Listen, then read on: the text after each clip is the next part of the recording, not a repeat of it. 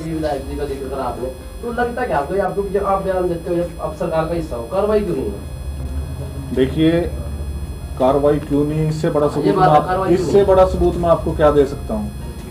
सरकार ने, high court ने ये आदेश दे दिया कि इन स्कूलों को इस नियम के तहत फीस लेनी है, परंतु मैंने तो आपको उसका कारण बता दिया। विधायक बैठे हैं, अपने पद का दुरुपयोग कर रहे हैं, इसलिए कार्रवाई नहीं होने दे रहे।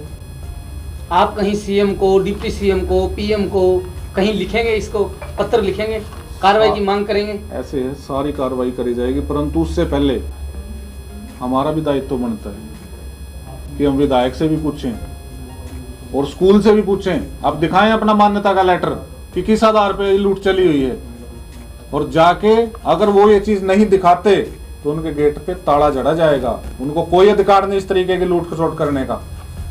कहीं ये विधायक वर्सेस योगेश शर्मा वाली बात तो नहीं है? देखिए, जिसको जो सोचना है बिल्कुल सोचे, परंतु ये लेटर योगेश शर्मा का लिखा हुआ नहीं है, ये सरकार का दिया हुआ लेटर है।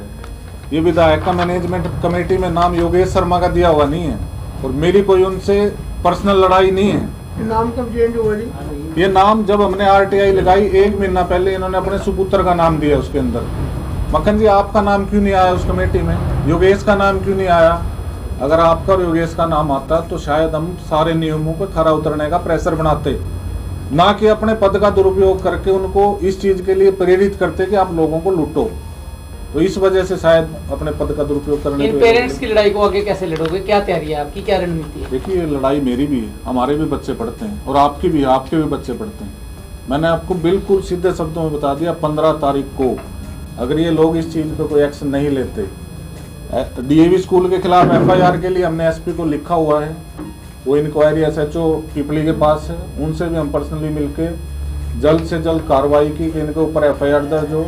और विजडम स्कूल अगर अपनी मान्यता का लेटर नहीं दिखाता तो उसको तुरंत प्रभाव से बंद करके बच्चों के भविष्य के साथ ये जो खिलवाड़ किया जा रहा है, इस खिलवाड़ को बंद किया जाए। और एक और बात, ये लोग कितनी दोगला रवैया अपनाते हैं।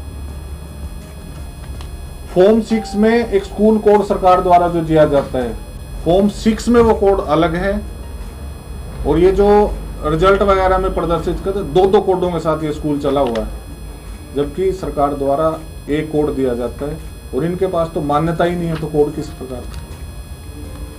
यानी कि 15 तारीख को सुनिश्चित है कि ताला लगेगा ही लगेगा। जी बिल्कुल। और मेरा तो आपके माध्यम से भी विधायक जी से भी सवाल है, आप इस बारे में, आप सभी का धन्यवाद जो इस गर्मी के मौसम में आपने अपना कीमती समय हमारे लिए निकाला। परंतु ये मुद्दा आज अकेले योगेश से या किसी विभाग से जुड़ा हुआ नहीं है।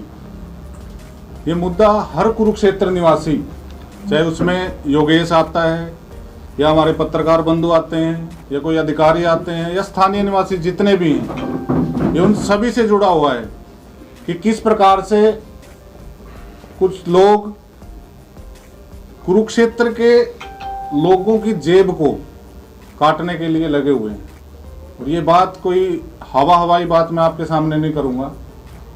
आप सभी शहर के मुद्दों से भली भांति वाकिफ हैं, और पिछले काफ़ी समय में हम सभी ने मिलके एक चीज़ को बड़ी बारीकी से देखा है कि किस प्रकार से शहर के जो मुख्य स्कूल हैं, वो स्कूल लोगों की जेब को काटने का काम किस प्रकार से करने पे लगे हुए हैं। उसी कड़ी में आज हमने ये जरूरी समझा कि आप साथियों के माध्यम से कुरुक्षेत्र के लोगों के साथ ये चीज़ें साझा की जाएं, जो ये सोच के कुरुक्षेत्र के अंदर आते हैं कि हम हमारे बच्चों को अच्छी पढ़ाई के लिए कुरुक्षेत्र के अंदर जाके एक शांत माहौल में बच्चों का एडमिशन करवाएं और बच्चे अपना भविष्य बनाएं।